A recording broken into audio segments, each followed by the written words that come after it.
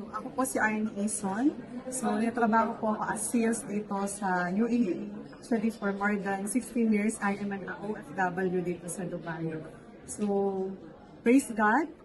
Ngayon po ay uuwi ng Pilipinas kasi po ako po ay galing sa isang medical.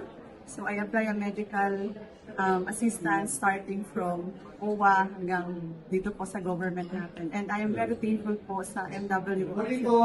Kasi yung nangyari sa akin last February, month, I was in the hospital for 1 month. So, yung buong isang buwan po na nasa ICU at nasa ward po dahil sa case ng Steven Johnson syndrome. So, malpractice. Kumbaga nabigyan ako ng gamot. Yeah, nabigyan ako ng gamot which is allergy ako sa antibiotic which is amoxicillin. And then, yun, sobrang ang bilis ng pangyayari.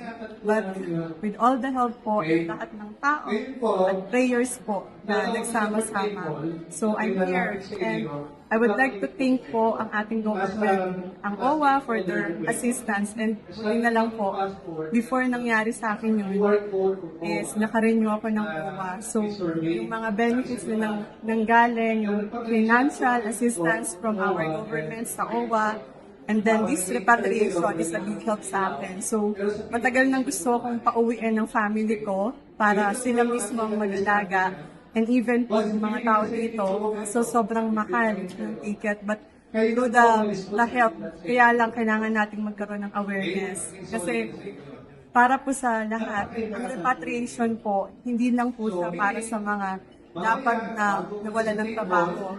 The government po is giving us the opportunity po kung gusto natin umuwi, whether it's medical assistance or sa pag-uwi po natin. As long as gusto mo, may paraan, may proseso. So, sobrang thankful ako for our MWO kasi lahat ng government po, hiningan namin ng tulong. Pero this one po, sila yung response. And in behalf of my family po, thank you. And kung ano man po yung iiwanan ko dito, marami pong learnings, maraming lessons. Pero itutuloy po yung buhay kasi it's a second time. So, huwag tayong maniwala sa sabi na ang repatriation ay para lang sa kanila. Ang assistance ay para lang sa kanila. Lahat po ng OFW pwede. Kasi may nagpapakal po na OWA and DMW. So, I encourage everyone magmaniwala sa Diyos.